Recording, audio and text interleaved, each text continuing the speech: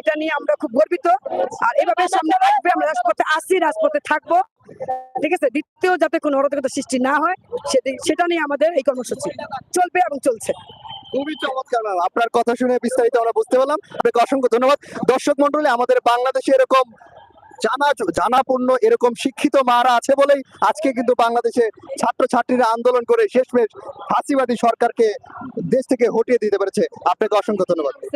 অবশ্যই অসংখ্য ধন্যবাদ, অসংখ্য ধন্যবাদ প্রত্যেকটাই। এবং আমরা অনেককেই দেখতে পাচ্ছি। আপনি আপনার মনের কথা বলতে গেলে অবশ্যই বলতে পারেন। ভাই, আপনি ক্যামেরাটা ধরেন, আমি একটু সামনে চলে আসি। একজন ভাইকে দেখতে পাচ্ছি, আপনারা দেখতে পাচ্ছেন আমার ভাইকে। উনিও কিন্তু এই যে রাজু ভাস্কর্য টিএসসি এরিয়া, এখানে কিন্তু এসেছে। ওনাকে আমি বলতে চাই, ভাই আপনি এখানে কেন এসেছেন? আজকে আমাদের যারা শহীদ হয়েছে, শহীদি ভাইদের, আমাদের রক্ত বেতাদের জীবন, আমরা শহীদি ভাইদের কি তারা যে দেশ স্বাধীন করছে, তাদের জন্য আমরা কি কিছু করতে আসছে। হয়তো আমরা তাদের জন্য তার চেয়ে বেশি কিছু করতে পারবো না, কিন্তু রাজপথে তাদের জন্য আমরা যতটুকু পারি ততটুকু ইনশাল্লাহ করে যাব। তবে বিশেষ করে তাদের আত্মমাগবিরতা কামনা করে, তাদেরকে যেন আল্লাহ তাআলা জান্নাতুল ফেরদৌস উচ্চ মাকাম দান করেন, এবং যে তারা শহীদ হয়েছে তবে সবাইকে যেন আল্লাহ তাআলা শহীদি মর্যাদা দান করেন। খুবই চমৎকার কথা ভাই। এই যে অনেকে মারা গেল, তাদেরকে এখন অব্দি সুচিকিৎসার ব্যবস্থা হয়েছে? আপনার কাছে কি মনে হয়? অনেকে যারা আহত হয়েছে আর কি, যারা আহত হয়েছে, তো আমি দেখছি প্রায় আসিফ ভাই, সার্জিস ভাইয়েরা, পরে কি নাহিদ ভাইয়েরা, ওনারা বারবার হাসপাতালে দেখাশোনা করতেছে। তবে আমাদের আর একটা বড় সংগঠন আসুন্না ফাউন্ডেশন, আমাদের আহমদুল্লাহ সাহেবের, তো আসুন্না ফাউন্ডেশনের পক্ষ থেকে প্রায় 10 কোটি টাকা তাদের জন্য বরাদ্দ করা হয়েছে। যত আহত ব্যক্তি আছে তাদেরকে কি ওষুধপাতি যা লাগে তা আসুন্না ফাউন্ডেশনের পক্ষ থেকে 10 কোটি টাকা তাদেরকে দেওয়ার জন্য নিয়োগ করছে। তবে 5 কোটি টাকা আলহামদুলিল্লাহ দেওয়া হয়েছে। এবং আমাদের যারা আরো সমন্বয়ক আছে, নাহিদ ভাই, আসিফ ভাই, পরে সার্জিস ভাইয়েরা, পরে হাসানাত ভাইয়েরা, ওনারা বারবার দেখাশোনা করছে। আশা করি আলহামদুলিল্লাহ তাদের চিকিৎসা সেদিন ভালো হইতেছে। খুবই চমৎকার ভাই, আপনাকে অসংখ্য। ভাই, আপনি কি আজকে কেন এসেছেন? আপনার আসার কারণটা কি?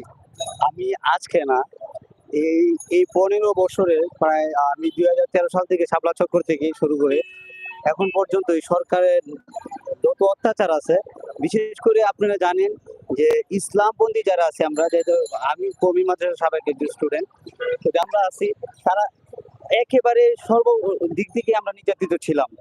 কেমন ভাবে আপনারা সবই জানেন, যারা আমরা টুপি পরে বা দেখা গেছে যে পাঞ্জাবি পরে বের হইলে আমাদের অনেক কিছু সম্মুখীন হতে হয়েছে, এমনকি আমাকেও 17 বার ধরে নিয়ে গেছে এই পর্যন্ত।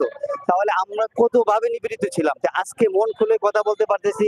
এই যে 5 তারিখের পর থেকে, সরকার পতনের পর থেকে এখন পর্যন্ত যত জায়গায় গেছি, সব জায়গায় আমরা এর আগেও ছিলাম, ওভাবেই ছিলাম, প্রতিবাদী মনোভাব নিয়ে আমরা কাজ করছি, কিন্তু এতটা স্বতঃস্ফূর্ত ভাবে এইভাবে কাজ করতে পারিনি, আমরা একত্রিত হতে পারি না।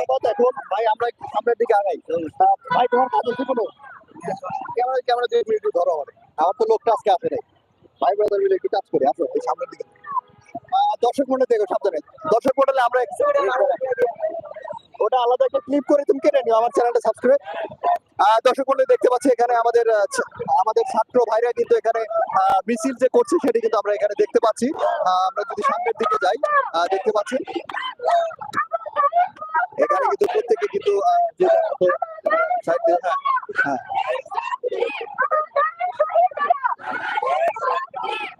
দর্শক মন্ডলী দেখতে পাচ্ছেন এখানে কিন্তু তারা একটি লিফলেট নিয়ে শহীদ মার্চের যে একটি মিছিল তারা কিন্তু করছে। এখানে আমরা কিন্তু প্রত্যেকেই দেখতে পাচ্ছি।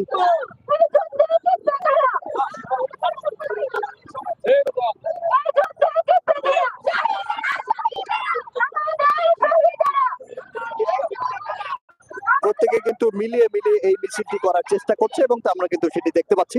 তো সেই হিসেবে আশা করছি তাদের যে একটা মিছিল যে হচ্ছে, তাদের যে একটি সমাবেশ হয়েছে, এক্ষেত্রে থেকে তারা প্রত্যেকেই আনন্দ উপভোগে প্রত্যেকেই দিনটাকে পালন করার চেষ্টা করে যাচ্ছে।